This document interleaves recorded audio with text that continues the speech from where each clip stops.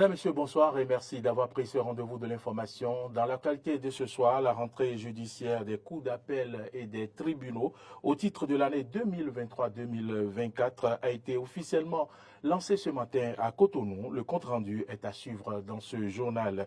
Que fait l'association béninoise Eau Énergie ABEE face aux plaintes des populations dans le cadre du projet 1 million d'abonnés, 1 million de compteurs? Et voilà, vous suivrez le président de cette association dans cette édition. Et quelles sont les attentes des Ivoiriens suite à la décision de dissolution du gouvernement ivoirien par le président Alassane Ouattara? Élément de réponse en page internationale. C'est tout pour le sommaire.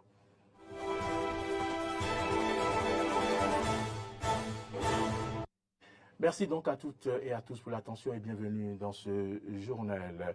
La Cour d'appel de Cotonou a servi de cadre ce matin pour la cérémonie d'audience solennelle de la rentrée judiciaire des cours d'appel et des tribunaux au titre de l'année 2023-2024. Placée sous le thème « Quel leadership pour une gestion efficiente de nos juridictions ?» et cette cérémonie, présidée par le premier président de la Cour d'appel de Cotonou, Justin Benameto, a été rehaussée par la présence du ministre de la Justice et de la Législation, Yvon Tétieno. Suivez le reportage de Arthur Rendo. Était convié à cette audience solennelle le président, procureur général et conseiller de la Cour suprême, les avocats du barreau béninois, les présidents des cours et tribunaux, des chambres des notaires, huissiers et commissaires-priseurs, les présidents des juridictions et procureurs de la République, les membres de la compagnie judiciaire, les responsables des confessions religieuses et autorités politico-administratives. Cette rentrée judiciaire vise à exposer au garde des Sceaux le fonctionnement de la justice au cours de l'année écoulée, lui présenter des doléances et annoncer des perspectives d'action pour la nouvelle année. À la Cour d'appel de Cotonou, l'année judiciaire 2022-2023 s'est achevée avec un effectif de 12 magistrats, dont le président de la Cour.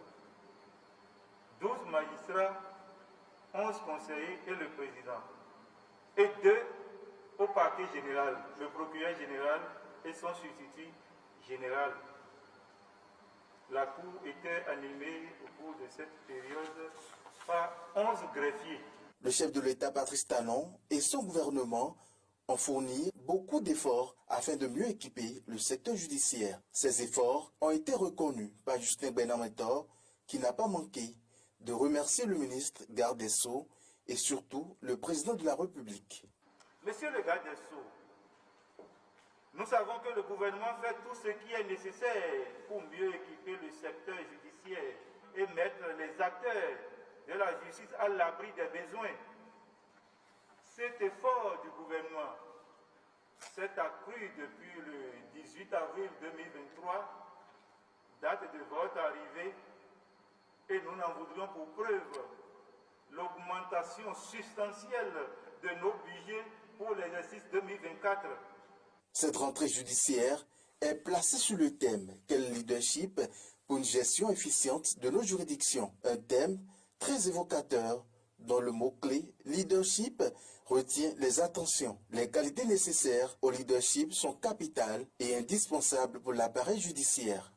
Au chapitre de ces qualités nécessaires au leadership, je mentionnerai l'exemplarité, le partage et l'humilité. Il est indiscutable que nous enseignons mieux par ce que nous faisons que par ce que nous professons. De même, le commandant qui fait ce qu'il ordonne est sans doute le mieux obéi.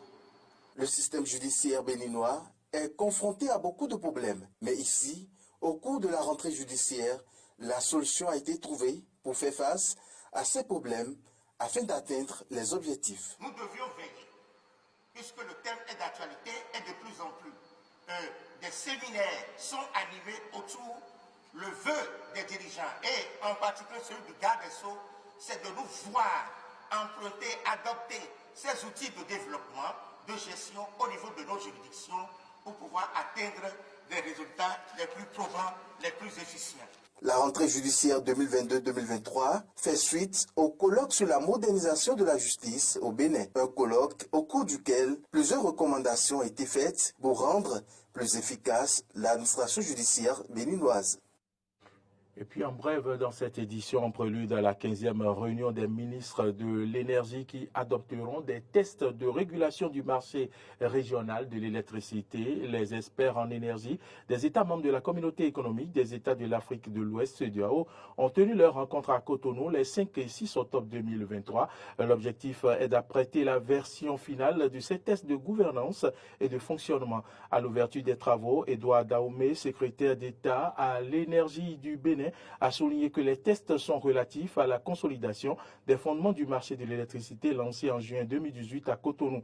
Cela contribue aux efforts de renforcement du cadre de régulation du dit marché, a-t-il précisé. Tenant à la disponibilité de l'énergie, il a relevé que 56% des populations de l'espace CEDEAO n'ont pas accès à l'électricité. Une solution globale s'impose pour relever le défi de la disponibilité énergétique à travers un marché régional de l'électricité. Au regard des enjeux, il a invité les experts à mettre à profit la rencontre pour s'accorder sur la version finale des tests à soumettre à la décision des ministres en charge de l'énergie. Ces derniers ont tenu samedi dernier leur rencontre au cours de laquelle ils ont adopté les tests.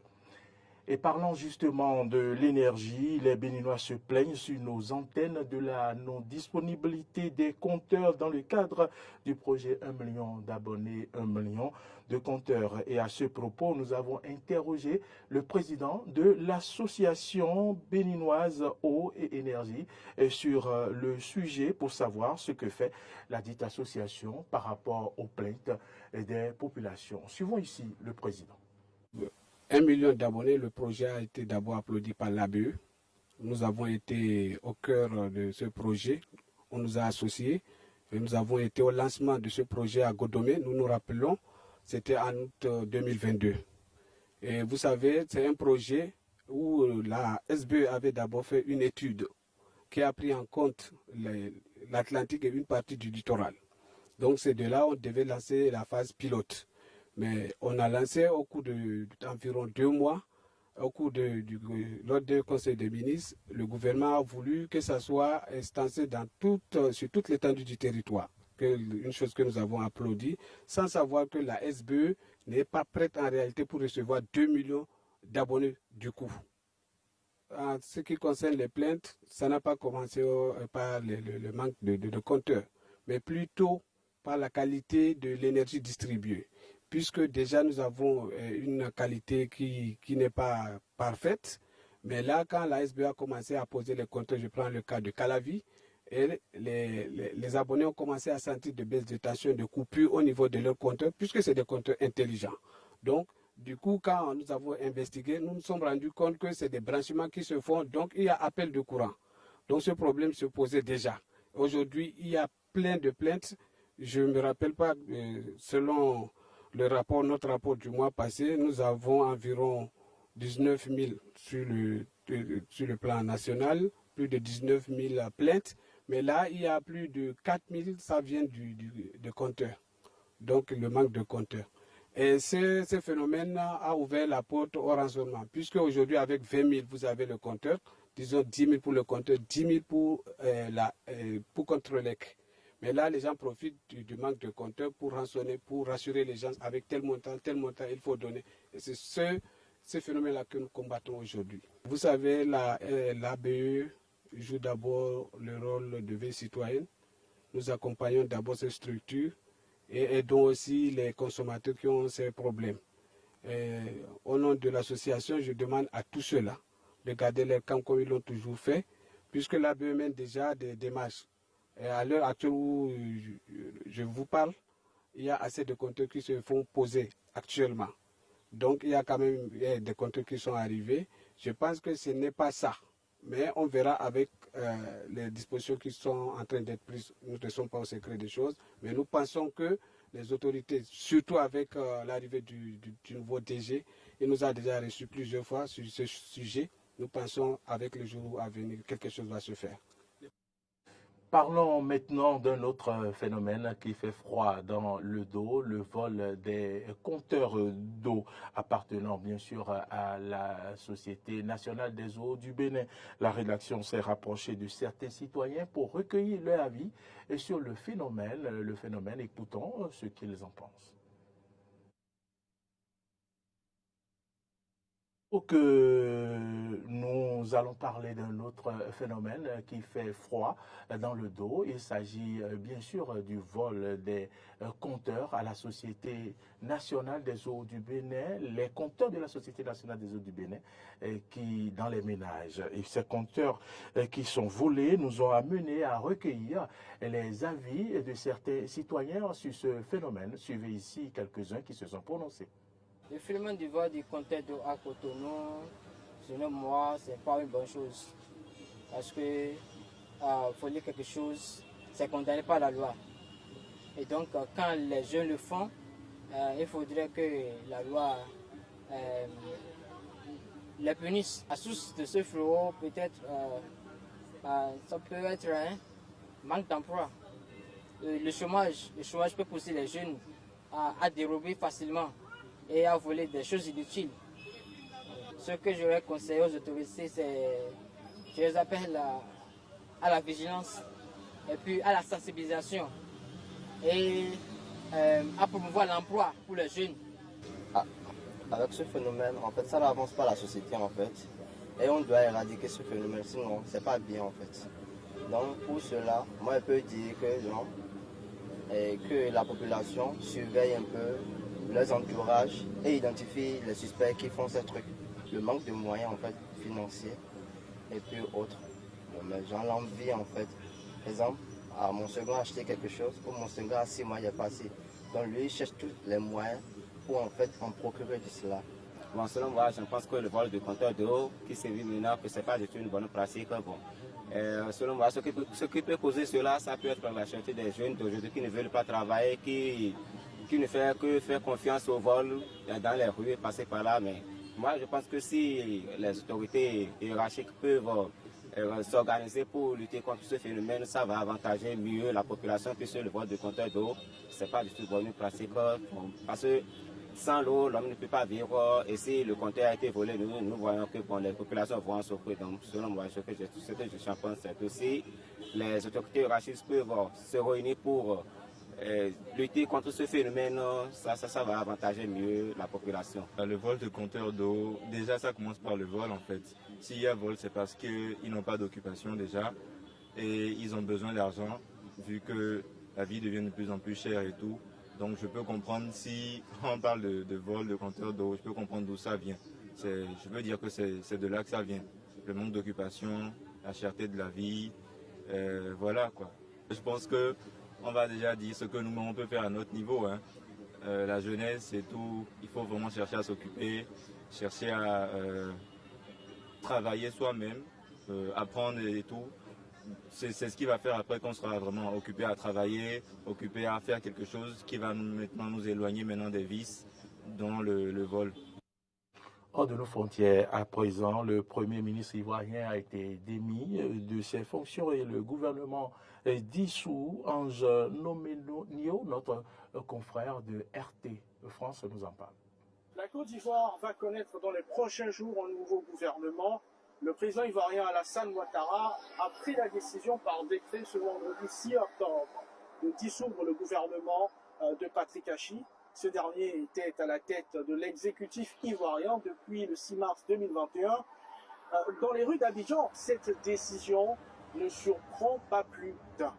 D'accord. Je pense que ce remaniement vient à point nommé vu qu'on vient de finir les élections, les municipales et tout.